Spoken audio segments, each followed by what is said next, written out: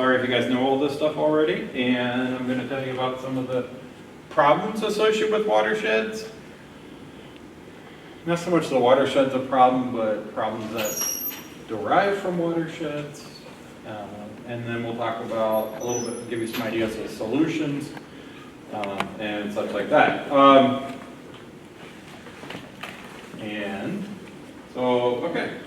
So real quick, we'll just do the definitions of the watersheds. We know this.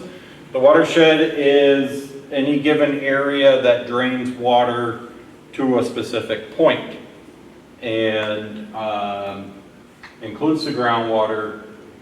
And yeah, so it's all like one common basin for water, and then the divide is the high points that separate the watershed. And for a visual, we have this. Look at this. I drew this. Graphic design, I tell you. So here's your divide. Rain goes one way, rain goes the other way. That's your watershed. Of course, this is two-dimensional. You get the idea, I hope. Right? Any questions so far?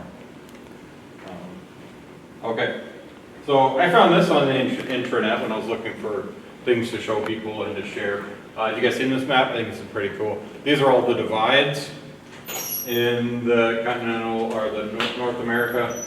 The red one is the famous continental divide in the west, and you got this one which separates the Atlantic and the Gulf of Mexico watersheds. Do you guys understand this?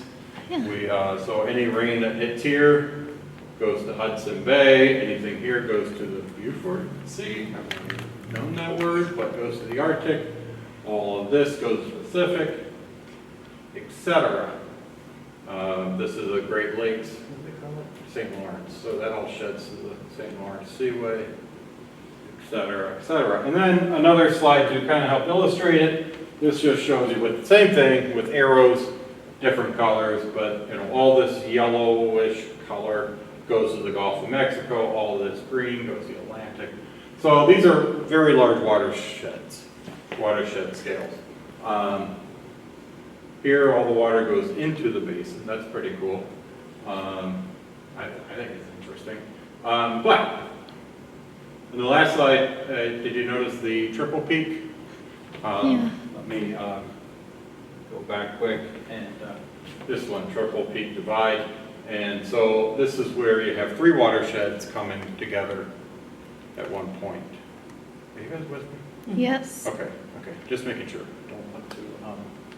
So you have the three things coming together, and so I found this picture on the internet. I thought it was pretty cool. This is the so-called triple peak divide.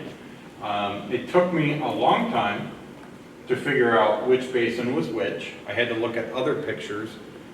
There were some that had labels, but it was just along this ridge, and it just said one way or the other, and then there was another angle. But I think this is right. And so this is the continental divide that runs up through the Rockies into Canada. Then this is the divide that separates the Gulf of Mexico and the Hudson Bay. Pretty far out, huh? It's got to start somewhere. Looks like somebody made that. Okay. And then, for fun, either the USGS or NRCS created these hydraulic units, and they have a code for them. Why am I telling you this? Because it's just fun stuff to know. And they have this system of, the first two numbers is your level 2, et cetera, and it builds and builds. And then we get down to something localized, like Bishop Branch, which is just that way. And so they have these naming nomenclature for how to reference them. So in theory, if you were really hip and you knew all this such, somebody could, rattle off that number, and you'd say, oh yeah, Bishop's Creek, Bishop's Branch. But so a lot of times people talk about watersheds at certain levels, a Huck 10 or a Huck 12. I've never heard anybody say Huck 14 and such like that. Both of these two agencies reference these, and I wonder, I haven't found this out yet, if they have You know how like the Department of Interior and the Department of Ag, and I can't remember which, one of them says the left side of the river is when you're going downstream. And the other one says the left side is when you're going upstream. They don't agree. Why can't they agree? I wonder if these two have their own systems that look identical, but they're slightly different. Just my suspicion. So this is just to give you an idea what the 12 Huck 2s are. You can see the small numbers. I just put big numbers on top to make them stand out. But that gives you an idea of where they are and how they're divided. And so, you know, this would be all of the Mississippi Basin. But we are in the so-called Upper Mississippi Basin. And that is the 07. Okay. Cool. And then, all right, so I looked, I could not find a map showing the Huck 4s. I don't know why, but they just never came out that there was this level 4 classification. So I found this one that shows them in Wisconsin. And what's confusing is, you know, this stops at the state line, but they really don't. Like, this one continues over and such. But it, again, this gives you an idea. And so now we are in this lower Wisconsin, the Huck 6. So we're just scaling down. These are some that I drew up. And so the Huck 8, the Kickapoo is the Huck 8, Lacrosse Pine.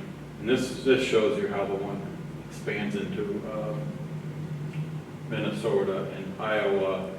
So that's all considered the same watershed at the 8 level. And I forget what that one is, but you get the idea, I don't. And then we go down another level to the 10s and 12s.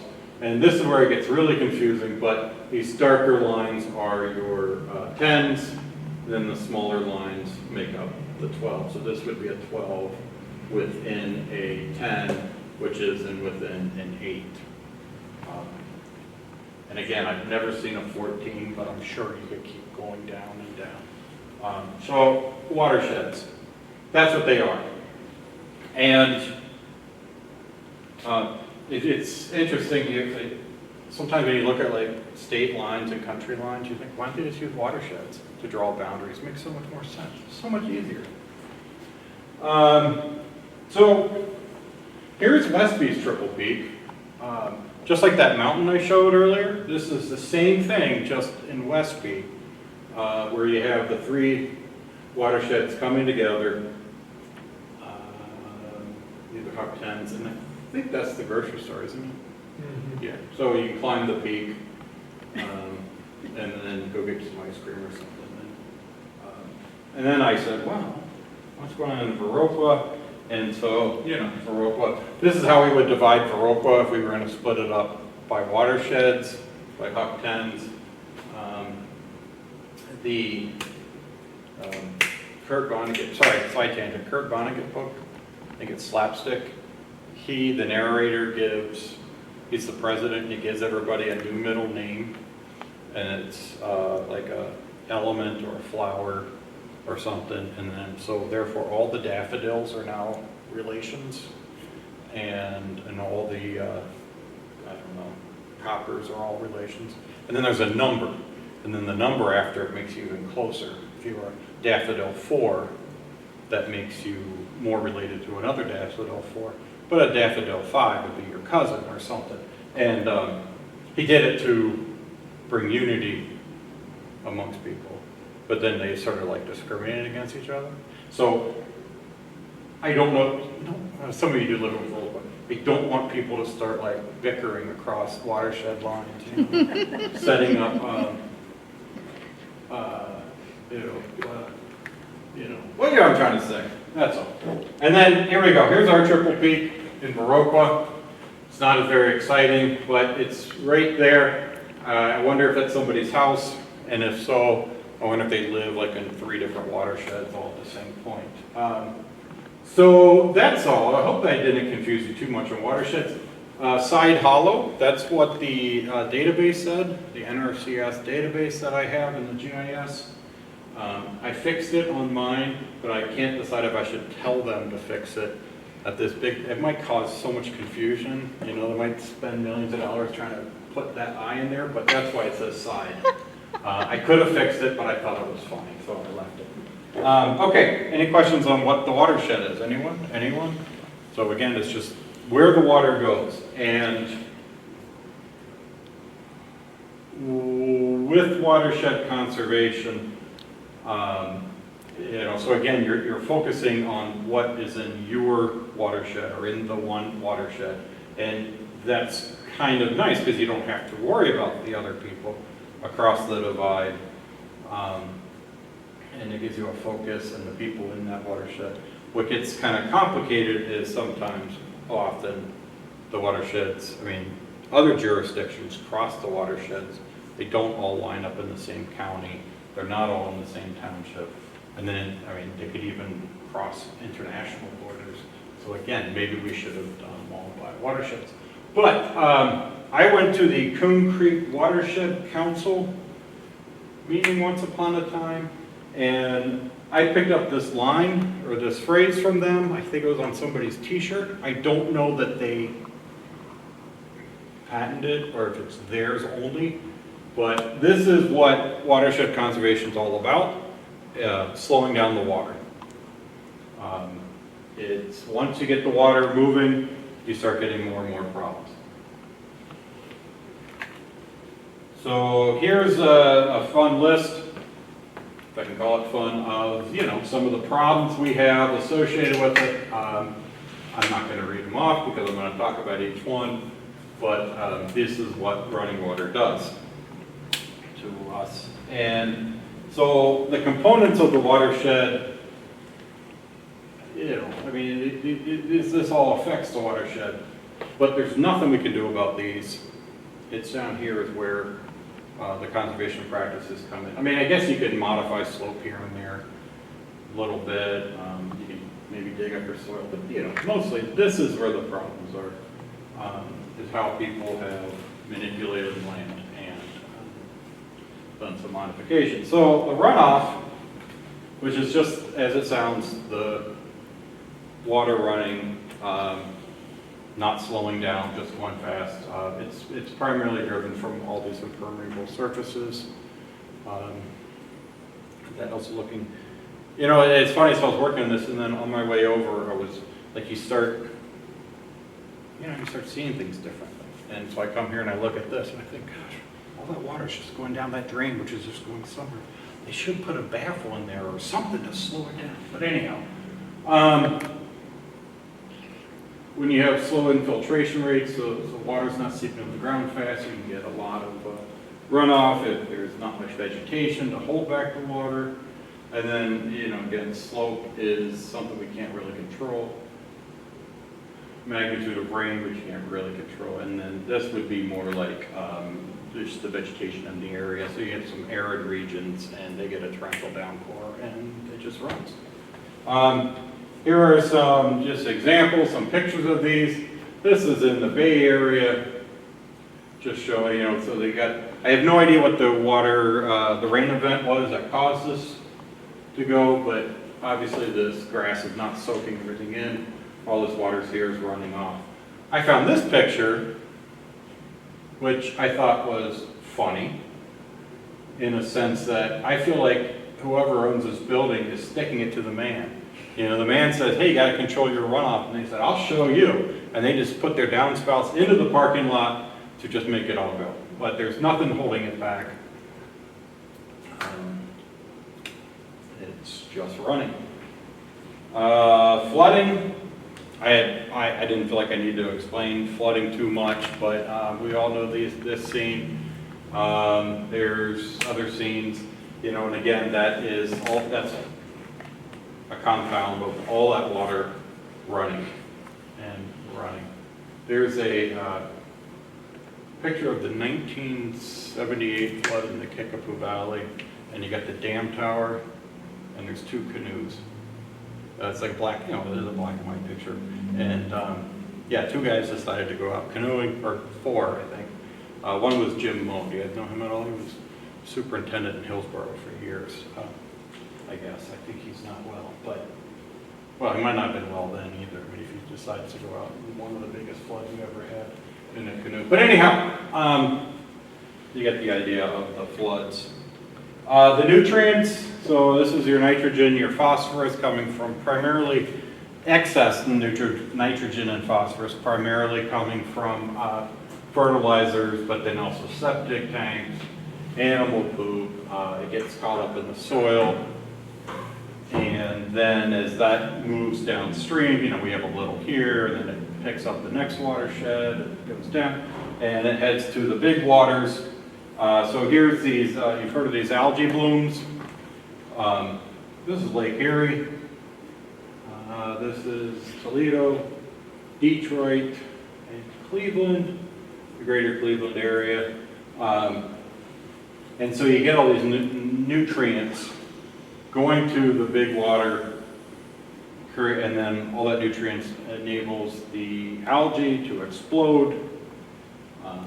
And with the algae can come bacteria that can be harmful to people and such like that. And again, so there I am on the internet looking for pictures that I could share with you, and I found this picture, which I thought was really funny, that you have this algae bloom, and they're just out swimming in it, right? And I had read in other resources about that was over my head, various bacterias and such that you can get, and the illnesses that are associated with them, and so I thought this was funny, and then I clicked on it and read the story, and it did say this is a non-harmful algae, so it's kind of jokes on me, but I did think it was funny. I also noticed that how she's dressed compared to everybody else. I don't know why that is, but I thought that was also something worth noting. Anyways, so big algae bloom, I guess they're not all as harmful. But yeah, so this is how it works. The nutrients come in, the algae blooms, you get a whole bunch, they die, they settle, you get the bacteria, and then it starts absorbing, using up a lot of oxygen as it decomposes, and then you get this condition called hypoxia, which is depleted oxygen.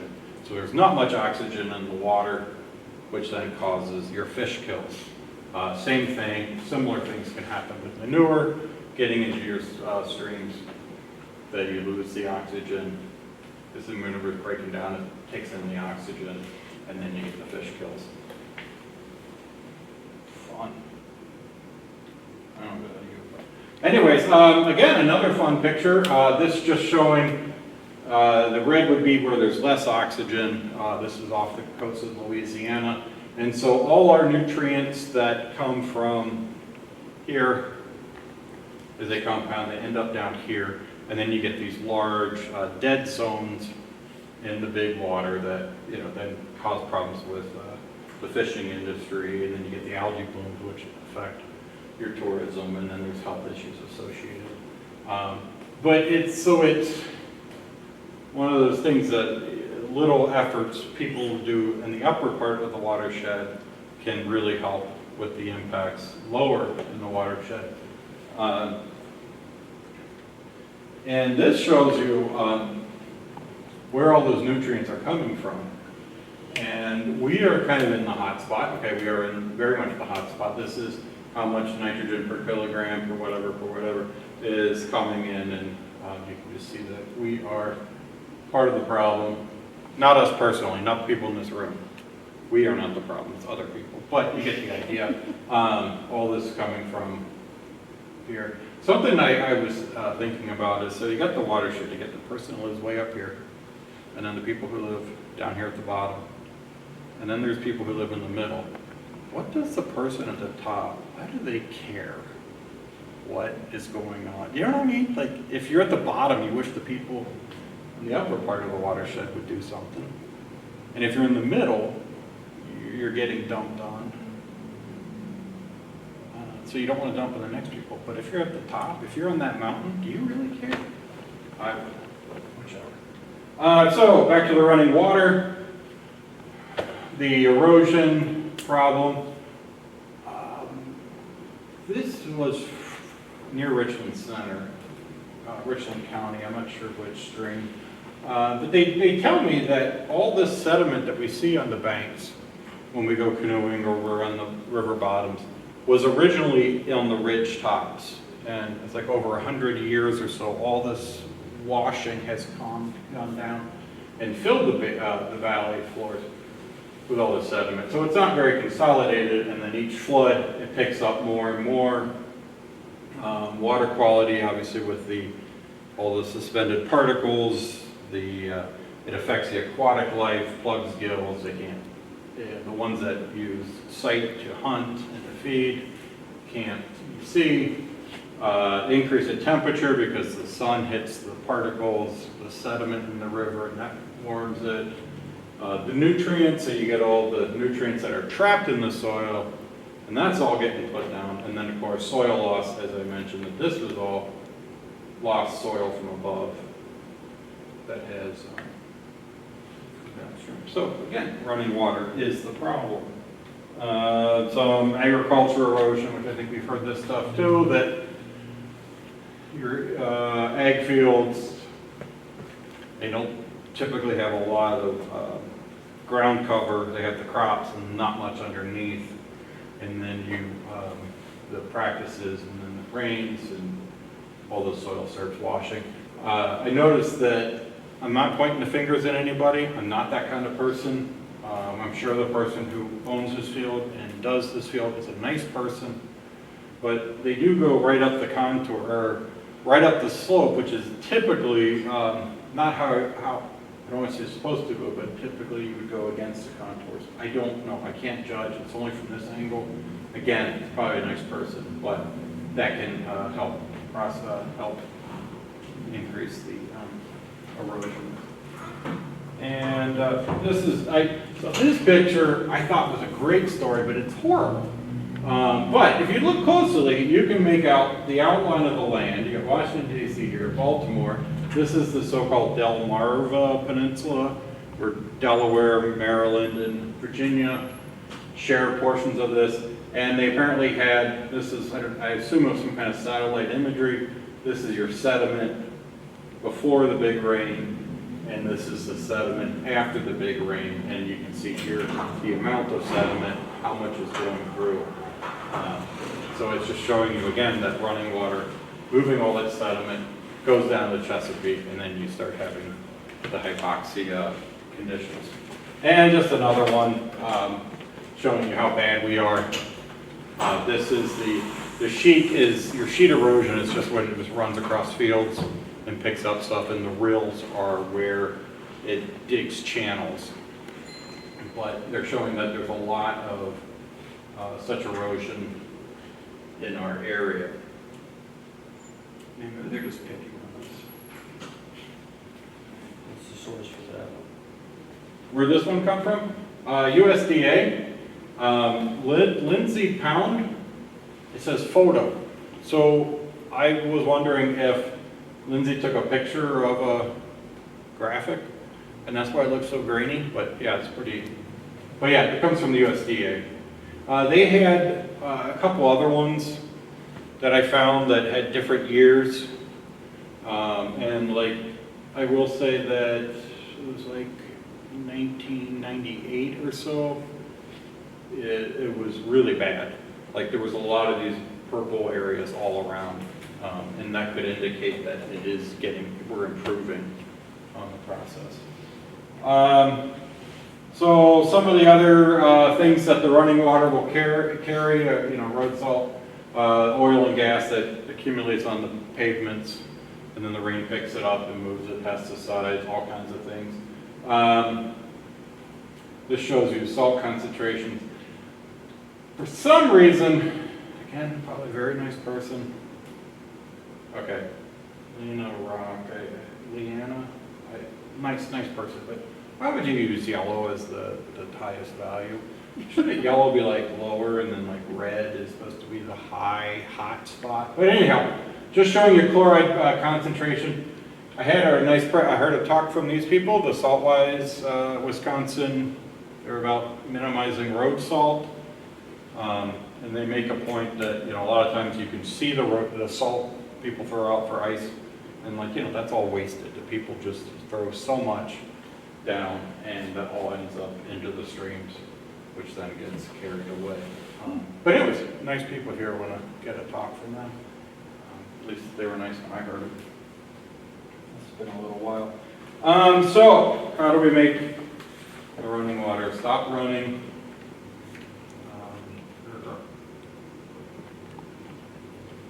Just a quick list of some of the cliches. I found these where people are putting in the structures that are this, not really a pavement, but so you have all these pores and these cracks. And then I wondered, well, this one's in Virginia, but I wondered where this was, because I would think in Wisconsin, with the freeze and thaw, those bricks and such would come up, and every time you plowed them, you'd be picking up a brick or two. I don't know, but there was a lot of different, some like tiles and such that people can put down. Of course, that all costs more money, but that is an option on a larger scale. But then this would be, you know, these little swales, these little basins, collection basins. So if you, you know, people make these depressions that they can hold water. Some are meant to have, you know, be like a wetland, and others are just meant to be a green space. My cousin lives over in La Crescent, and across the street from his house is this big public park, and at the one end is one of those big concrete culvert things that you realize that this thing is just a basin, just to collect rainwater and slow it down. So they make the kids play in there, and then should it start raining, we hope they all run home fast enough. But yeah. So yeah. Anyways, those, and then here are some ideas for infiltration. Well, no, these are the factors for infiltration of you know, what causes the runoff. It's the water's not absorbed into the soil. And again, this is what I do. I looked long and hard at this picture, and I think it's a golf course. But regardless, it doesn't seem like, without knowing what the rainstorm event was and such, that it's not retaining much water. These were a lot of fun to play in as a kid. I won't deny that. Yeah, okay. And then, What's the existing Oh. moisture? how much is already in the ground? So a rain event and then followed by another rain event would impede infiltration because there was already too much water in the ground. If there was some moisture, would that improve? Or as opposed to bone dry? Yeah, it probably would, yeah. I think so. But that was more so like if it's saturated already, it's not going to hold. I got you. Yeah, that's yeah. Okay, and then this was I saw this paper. Didn't have enough time to fully read it, but it was they were comparing land cover over soil textures globally, and found that with the same soil texture, this is organic matter, not solid, soil organic matter. And rooting, as those increase, your infiltration rate increases. But it was interesting, this paper had, it was like graphic abstract or something, like this was the whole paper in one diagram. This is all you needed. You know, where the abstract usually just kind of explains your method briefly, and this is everything. I don't understand what these mean, other than it could be an error range and such, but they compared the ratio of grassland versus cropland, et cetera, and they found the, So, Ben, uh-oh. did that paper actually have data and actual? Explanations and all that good stuff, yes. You want it? Yeah. I'll send it to you.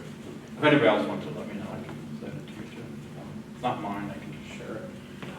And then I found this paper, very, like a student project. It wasn't even a paper on the internet, but these students at Roosevelt University in Chicago went around and tested infiltration with natural areas versus turf, and just showing that infiltration goes better in the natural areas, more natural vegetation versus grass.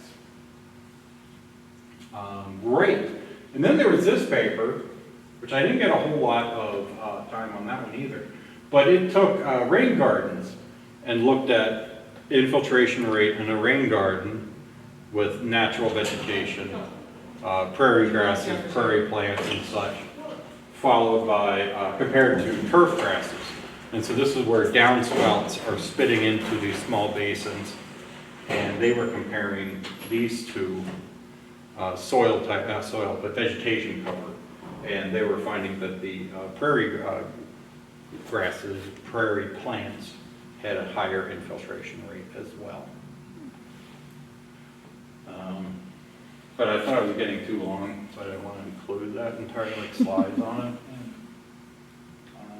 So cover crops with the ag fields, agricultural fields, and that's where after you, and I have to admit I'm a bit ignorant, well, after you harvest your corn, your soybeans, etc. in fall, you replant the field with a cover crop to help stabilize the soil, slow down the water, and such like that.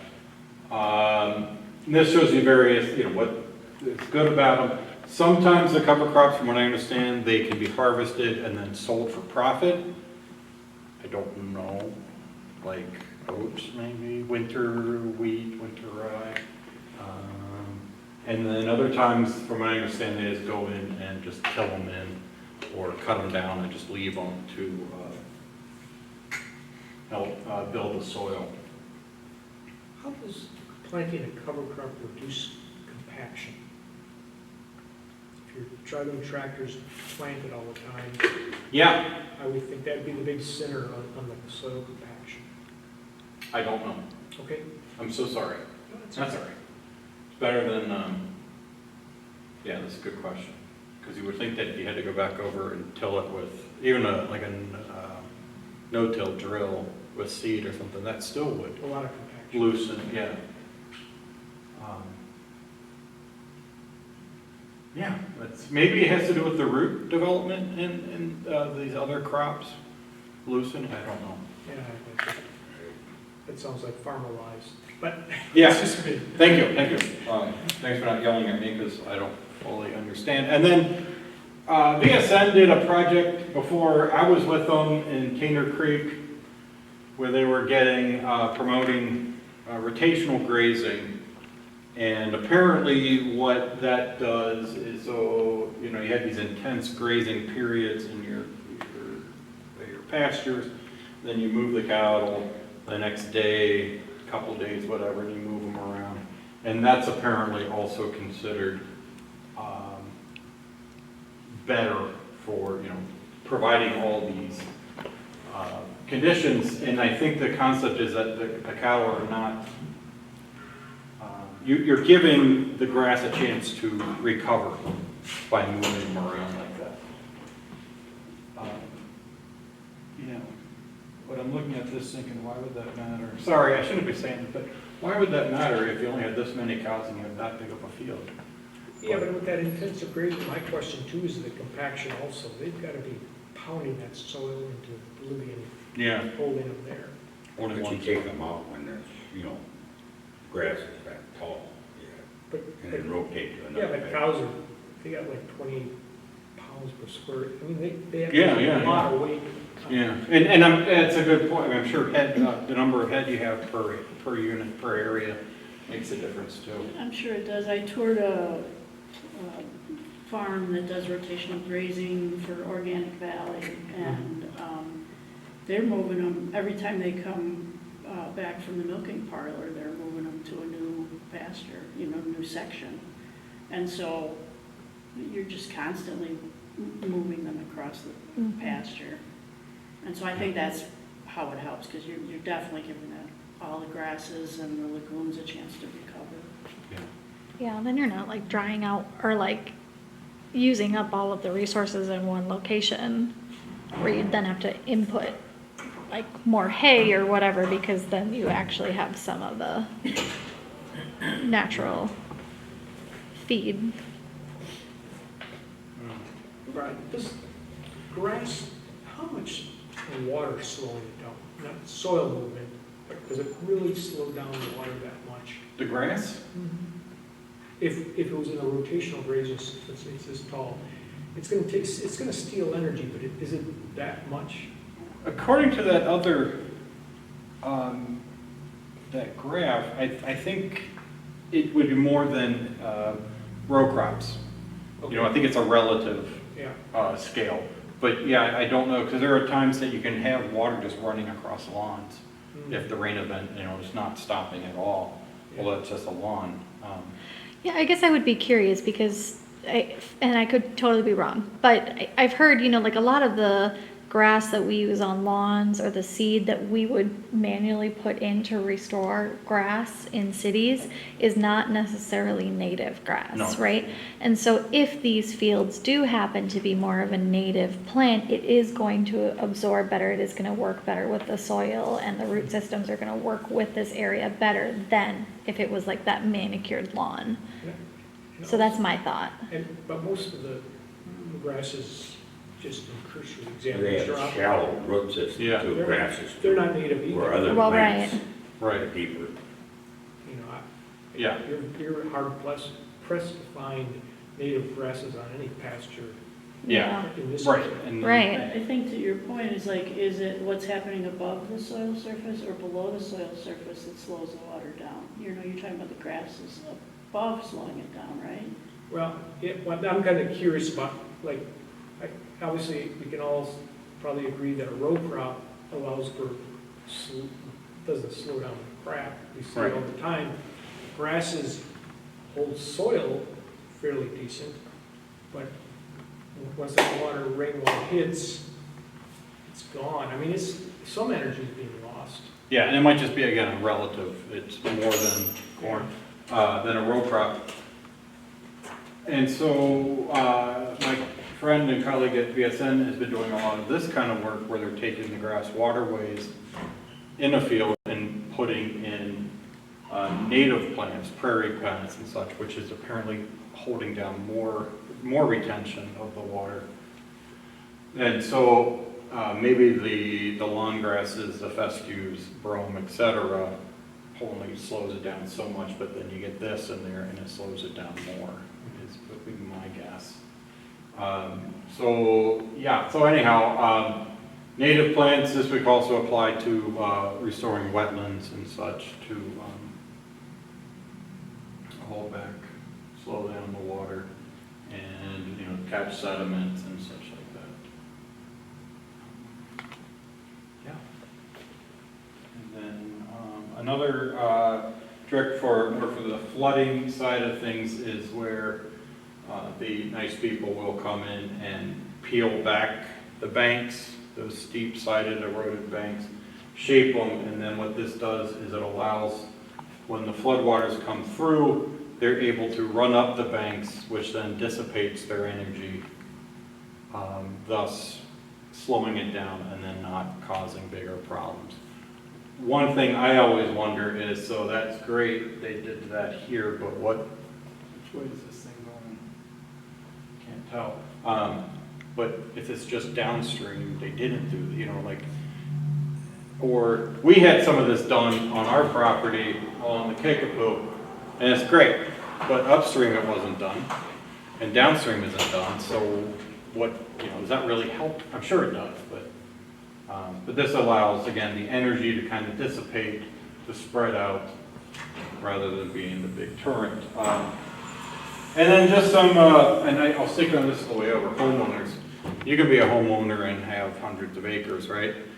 Sorry, I didn't meant to say like the small lot, the urban homes, the people in Viroqua. But these are some things. This picture, I liked it. Just so you can notice that they notched, whoever they are, the gutter, the street gutter is there so they can attract the water. There's a little bit of a dip here that would allow rainwater to percolate into here to hold back, to slow the water down. I also noticed that there is a sidewalk here and there's no sidewalk there. I hope they got permission from the city or whoever, but, yeah, so these are, just some other tips that people can do to help slow down the water. Let's see, so, kind of mentioned, there are some local watershed councils. I don't know if you guys are involved or aware of, but these are people, citizens, as well as agency representatives that are trying to make efforts to improve conditions. Coon Creek Watershed Council, again, I attended their meeting. I think you should just go because they laughed a lot and had a lot of jokes. I mean, I didn't get all the jokes, but it was a good time. Nice, fun people. The Kanger Creek group, again, did that, we're part of that rotational grazing, converting row crops to grazing project. I know there's a group in Rush Creek in the West Fork. Does anybody live in the West Fork? Are you familiar? I think they've met, but I don't know how active or how involved they are. But they're out there. There's one, well, there's some all around the country, state, country, whichever. And so that's about all I have. This is all I had for an ending. It's not much. This is Yoda, who always says do or do not. There is no try. And yeah, okay. Any other questions? Thoughts, concerns? The outfit that put the native plants in the waterways, Yeah. again, was there data on how much it improved, or do you know if they published anything that? I don't know. My friend Dave Creer, who works on a lot of that for VSN, I know he might know more. He has done infiltration tests where you pound some kind of cylinder and you pour water and you time it on some of the prairie areas that he's restored, but I don't have any. Where does he work? He works with VSN, Valley Stewardship Network, with me just around the corner that way. He's in Viroqua, the nice guy. I can ask if he's got any data or papers. Because I was kind of curious, because we were talking those prairie strips, it was like, it seemed like that it was always a measure of soil loss and not water loss off the field or something. And it made it was like a 90% improvement over nothing. But I'm wondering, as far as, making running water walk, I wonder if it has to do something, but I'm not Yeah, sure. like how much does it actually do? Yeah. Again, Dave would have more numbers on that, but apparently it is out there. University of Iowa might also have some information. I can ask them, or we can ask them. Okay, anything else I can tell you? What are you writing down? What are you doing? Well, now you were going to send me the info. On that paper? On the paper? Right. Yeah. Yeah, we can always get you a scratch paper if you don't want No, to he's use got it whatever right you there. have. Oh, it's Yeah. scratch, okay. Well, let's give a round of applause Thank here. you. Thank you, Ben. Yeah, thank you. You guys are late, sorry.